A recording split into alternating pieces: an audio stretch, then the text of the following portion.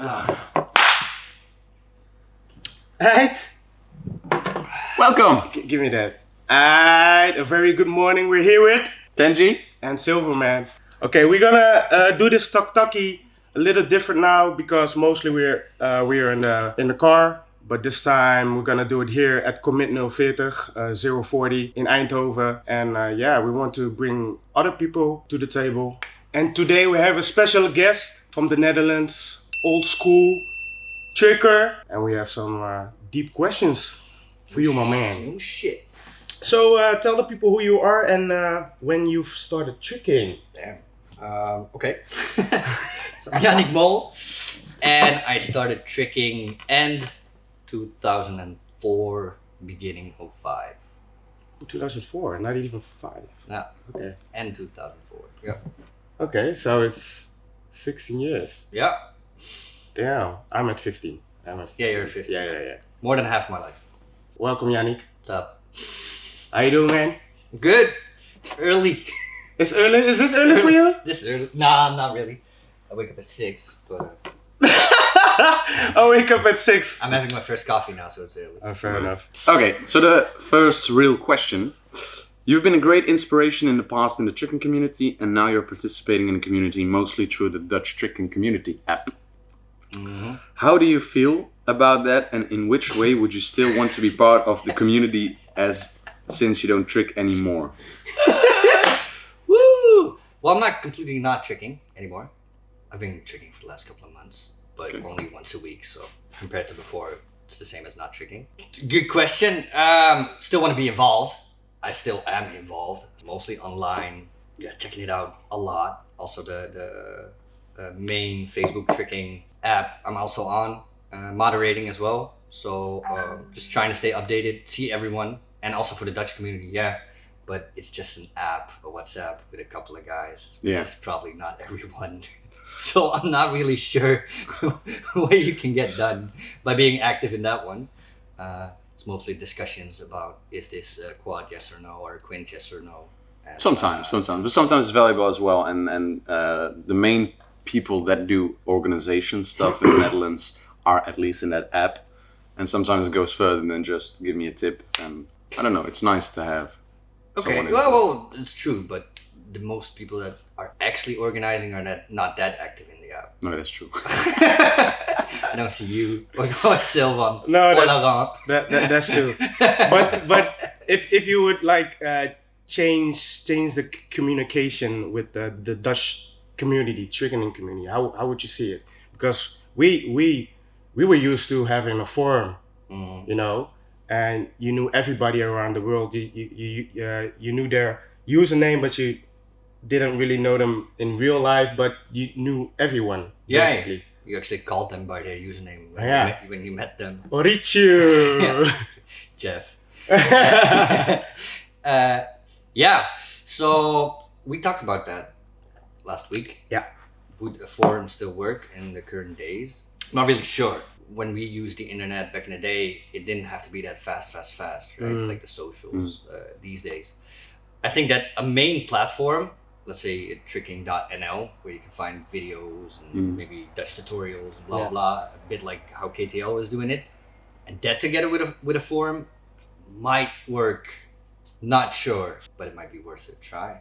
Yeah. I'm guessing that people that don't know tricking and find the site, find the tutorials. Yeah, exactly. Obviously, they're gonna have questions, and if it has a forum, they'll probably get active. Yeah. But maybe after a while, they'll just go to the socials we're using as well, which is the quick, not that personal way of communication. But. So the reason I think it will work is mostly because if you see all the management tools now used in organizations like Trello, like Asana, like those type of apps still consist of the same principle as a forum board, basically.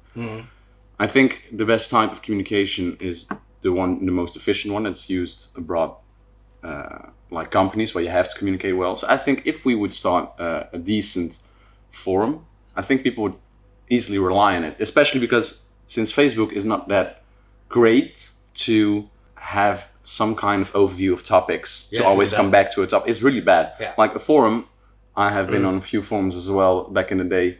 mostly for b-boying, it was always, you can always see, Yep. read, find Yeah. everything easily, find the whole thread It's easily. organized. It's organized, and I think we miss that in Facebook terms. Sometimes I have to search for something and I'm an hour away Yeah. from finding that one Yeah. post in a little thing. Yeah, gotta agree. What I just don't know is would the youngster use it now? If it's simple, if you could just one click log in with Facebook, I think they would. If the threshold is low enough, I don't think you should be If you able. log in with Facebook, that would make it easier. Yeah. Instead of Yeah, making yeah, a yeah. new account, Yeah, I Or think maybe another new Instagram. account, blah blah. I think the yeah. threshold should be very low to Yeah. get into it. Yeah. Yeah. Then it might work, Yeah, and I think it would work. I'm down. I think we need it though. I really want it. Same. Also, just the Dutch tutorials and helping the youngsters here find tricking, right? yeah. It needs a central hub, Yeah. and it's just not there. Yeah, and mostly because for the information, where can you train, who can you talk to, if you want to start learning tricking, those kind of things, you know.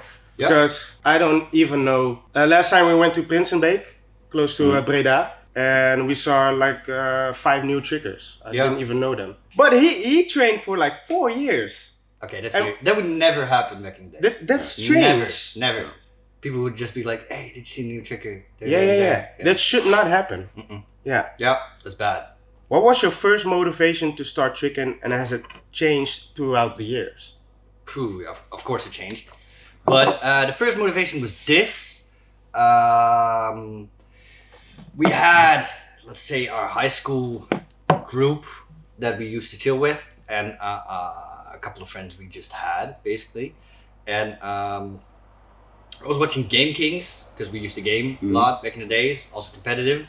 And on Game Kings, you saw Kier. Well, I don't have to explain to most people who Kier is, the biggest Dutch legend. And he was helping those guys, those presenters of the show, doing a wall flip.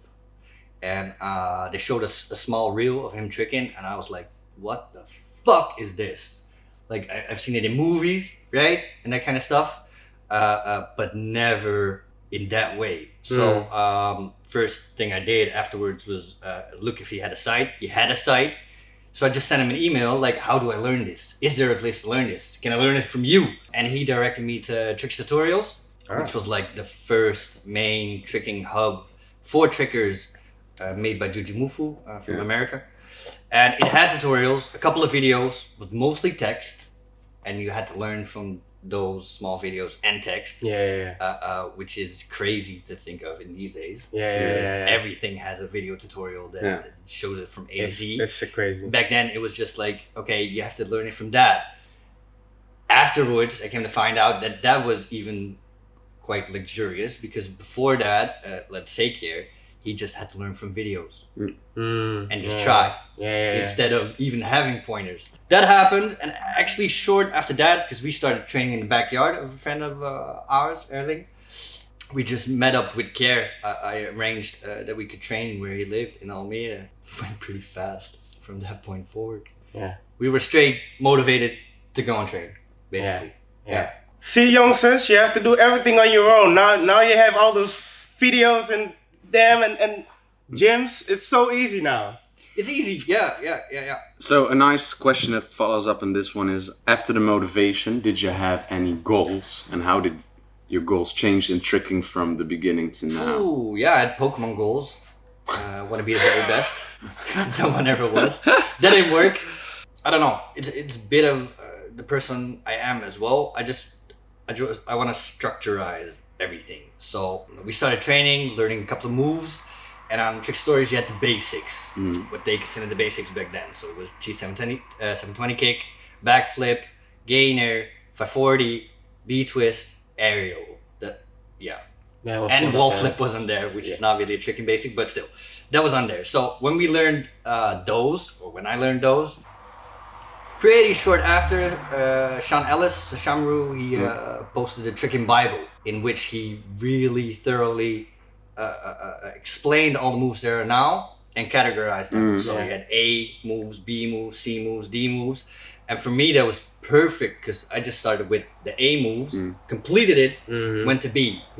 No skipping, no nothing, which kind of forced me to also work on the things I was not good at. That's also one of the things that let's say with you training, I was pushing you to do. Yeah. No, I don't like this. Okay, then train this now because it will open new doors tricking wise. It will make you help making combos easier and more all around.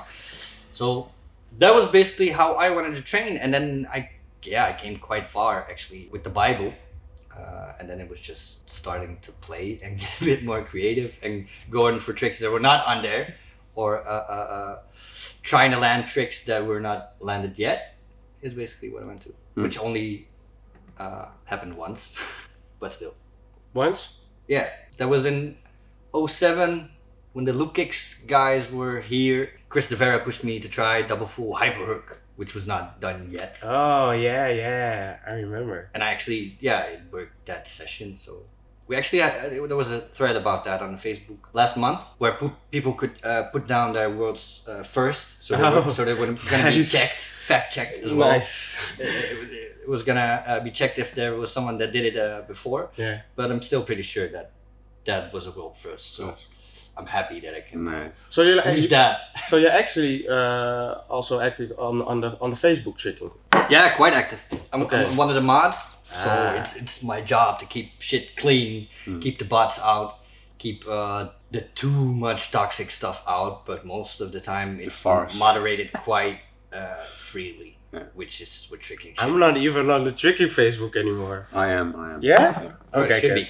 Of course. Yeah, I know. What positive changes has tricking given you in your life? Woo! A lot. Before tricking, I was doing basketball, martial arts, which is really regulated. So it didn't work in the same way for me because tricking is really free, and you make your own goals, you make your own planning of how you're gonna approach stuff. And tricking really showed me that as a youngster, if you really work hard for something, you can achieve stuff. Exactly. And that actually helped me a lot later in life, that if I just work hard, I can make shit happen. And that never left. So it actually gave me one of the most important lessons anyone should have. Yeah. If you just work your butt off, you'll get stuff done. Yeah. Oh, nice. Yeah.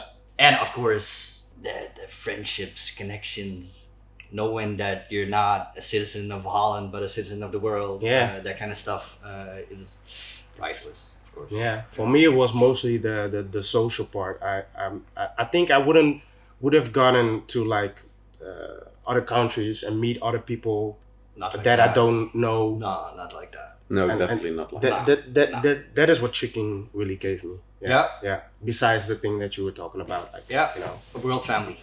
Exactly. Yeah. So have you ever thought about back in the day, mostly about professionalizing tricking?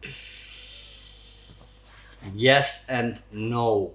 When I was active like that and we were actually thinking about it, there was so much negative feedback from professionalizing tricking because a lot of people also thought that it would take away the freedom it has, right? From the community? Yeah. Also still now you see different companies trying to do that. Yeah. Not long ago there was a company from tricking Iran that actually tried to really regulate tricking, also worldwide, trying to make people sign stuff. I don't know the exact details, so I'm not gonna say that is what they really were doing, but that's what the community thought that was happening. So yes and no. It's gonna be micro level anyway, mostly, or national level at best. You're not gonna be able to change it globally that easy. Saying it like that, just like the Dutch athletic, like the KGU. You could Gymnastics Union. You could probably do something like that. But it's never been an ambition of mine to do that. Okay. Yeah. Fair enough. No. Compete. Wow. That's the thing. He knows what I'm talking about. You don't know Free what KFC. it is. No. What? Free KFC. Oh, wow. It's the best we got from that. Okay, so give a little explanation about what compete was. Yeah, well, I'm not trying to put anything negative about some. I don't even know if they're still active, but there's been companies over the years that tried to connect to us, promising a lot of stuff, the world when we were young, and that was one of those companies. What we learned later on was that they're obviously were trying to benefit from us, not the other way around. But we were just really happy that we got free KFC. Yeah, that was just if you think about it, that's actually quite strange. Like, oh, you guys, you can perform for us. Ah, you get free KFC, man. Yeah, that's really strange. We were actually happy about it. Yeah, we were that easy, that naive. Yeah, that didn't last long. That was like 2 months, 3 months, something like that. Yeah, because you were mostly communicating with them about like all the gigs and stuff. Yeah. Right? And then I kind of found out that their viewpoint on things were not aligning with what we wanted to see, or like. Yeah. Aside from the payment. Yeah. Were they subsidized? Did you know? They were gonna get subsidized because of us, which means that we could have been subsidized without them. Yeah. Which would have mean we could have eaten a lot more KFC than we did. We just didn't know. So what would your number one advice be for new triggers? Number one advice: find a community or start one yourself. Why? It's just the easiest way to stay motivated, learn from each other. Everyone has their own strengths in tricking, and everyone has their own weaknesses, and it's easier to balance them out when you're tricking with people. Obviously, it would be easiest when you find someone that's actually experienced already and start training there. 2, which is really hard for youngsters to understand, but take care of your body. I'm an old man now, and I'm kind of broken. Which is mostly because of tricking. So I have to do a lot of like physiotherapy and whatnot now to not be in a wheelchair when I get older. It's not that bad, but it's also not good, right? Because you see, I'm 30 now, you have the older trickers, let's say Matteo or Dooney back in the day, which were still tricking at 34, 35, no problem. You have the Korean guys in Korea that are 50, 60 that are still tricking. Yeah. And obviously in Korea, it's easier to maintain your body because it's part of the culture. But take care of your body. When you have an injury, stop. When something's hurting, listen to your body. Stop. It has a reason why your body says, I'm hurt. I'm hurt. We always kept going. Yeah. Get advice. You only have one body, so find a professional that can help you with not keeping an injury. Were you struggling with that? If you had like pain and you didn't know what to do with it, were you afraid to go to a professional, or was it like? No, I pretty much always did that, but Okay. I did not stop straight away when something was hurting. So it definitely took like a couple of weeks, maybe months before I'd be like, okay. Or if there was a gathering coming, I was like, yeah, okay, well, we'll wait till the gathering's over. And more advice. Okay, so find a community, take care of your body, and be free. Tricking, and the best thing about tricking is that it's a free sport. Do what you'd like to do. Don't listen to the people that say, if you're not kicking, you're not tricking. If you don't want to kick, don't kick. Yeah. If you don't want to flip, don't flip. If you don't want to twist, don't twist. Yeah. Tricking is tricking, and do what makes you happy. But still, if you want to be all-rounded, if you want to have a nice looking style, like the people back in the day had, respect the basics. Because everything starts from basics. The reason that, let's say, someone like Kier had such an amazing style is because when he started tricking, there were not 500 different moves. There was like a handful, and he trained them over and over and over, taped himself, was like, if I stretch my toe there, it will look better. That's what made his style the way it is, right? So respect the basics. Everything comes from there. So if your basic is not down, your advanced move will not look the way you want to. Yeah. Definitely not if you go any further than that. Yeah. But if you don't care about that, then you don't care. Yeah. That's how it works. So you already answered the next question, I think, because Hey, there was, next what do you que- regret most in your approach towards tricking, looking back at your training? But that's definitely the... What do I regret most? Actually, nothing. That's the way I had to go. So if you could do it over again, you would do it the same way? Nah,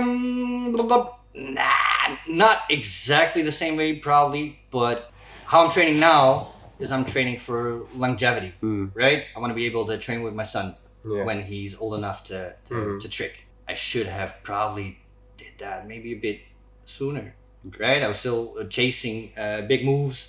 I was still trying to battle and stuff like that. And obviously, if you fire it up to compete, yeah, it's hard to let go of that. It's a different training, yeah. It's really different training. It's like you guys are training now, right? Mm-hmm. You guys could still chase power if you wanted to, probably. Yeah. But you're also training for longevity. You guys do Definitely. shows. Yeah. You guys are actually doing it professionally. It's just not worth it, right? So I probably should have done that sooner as well. But I was never the poster boy for smart training. I was the poster boy for if you want to have fun and go fucking hard, train with me. And I don't regret that. That's a kind of strange, because you told earlier that you're like really organized. Yeah. So that's the other side. Yeah, I was organized for going hard. Oh, okay, cool. Be able to progress as fast as possible in the way I wanted to progress. Yeah. And I was not thinking about this injury is gonna stop me for a couple of months. No. What was your baddest injury? Worst. This is bad, man. Well, it's difficult because if looking at straight damage, the worst was like completely rupturing my ankle tendons. With what move? G720 twist hyper hook, graham cracker. Yeah. Yeah. What? You were there, right? I know. So we were training on tatami mats in a school gym, which is obviously a bad floor here in Holland, and the mats were kind of apart. So I landed my hyper leg between the mats. So usually you can roll out when that happens, but because I was stuck between the mats, I actually it went in the opposite direction. So it just went. It sounded like a bone cracking. It was really loud, also an echo. So you just hear like. So I really thought that was my bone, but it was my tendon. My tendon actually ruptured. Also bad. It was Actually worse. It was it was completely severed. Yeah. Which probably also helped a bit with regenerating. But in terms of damage, that was the worst one. But in terms of how long it took, was definitely jumper's knee, patella tendonitis. Because I don't know why. I went to 3 physiotherapists here in Holland. They just couldn't help me. So it took years. And it took me 3 months in Korea for it to be gone. 3 months. 3 months. And it took years here. And what did you do differently in Korea then? They just understood how the body actually works. Yeah. And for some reason, at least the therapists I had here, they did not. Looking back at what they made me do here and what they made me do there, they actually made it worse with what they were making me do here. So how to make money, right? I don't actually think it was on purpose. It's just not knowing. Lack of knowledge. Yeah. Actually worse. And what did you do eventually in Korea to fix it? Going a bit into the science, right? So you have the muscle here, all the way to the side of your leg, going to your knee. You want to make it longer, right? A jumper's knee is actually that it's been getting hit so many times, and it's getting so strong that it's actually getting too strong, right? So it does this, which pulls your knee, and then the patella gets irritated because of that, because it's supposed to be here and not here. But you could also really see it, because if I had my legs like this, and you have the muscles here, this muscle was here, and this one was here. Oh, but damn. That helped though with seeing when it was getting better, because then in Korea I just saw it going like this. So what they were actually doing was just making it more long, flexible, to make it more flexiible, strong and flexible. Yeah, and what they were doing here, they were just making me train it to make even smaller. Yeah, that's so it's getting worse and worse and worse. Bad. So I was also asked, like, is this normal that it's hurting more? Yeah, it's normal because you're training it to get better. Okay. That's strange, man. Yeah, very strange. Eastern medicine, all the way. What kind of future do you think tricking will have in the next 10 years? Forgot my crystal ball. Hey, let me see. I'm guessing that a lot of limits that are there now are just going to be broken. If you're looking at the Japanese boys right now, Shosei Zen, a lot of those youngsters, they're just pushing every limit that we thought this is not possible. I actually saw back a post of mine like 10 years ago saying something really stupid like, yeah, the pinnacle of twisting is almost there, and then from there you're gonna have to be able to do other stuff. From you and stuff like that. Oh no! And if I'm looking at Shosei now, it's like a slap in the face. Yo, today at 4 o'clock, you will post a quint full on the air mat. Yeah, exactly. So, so fuck me. But scientifically, right now, the quint full is the pinnacle of twisting on a regular floor.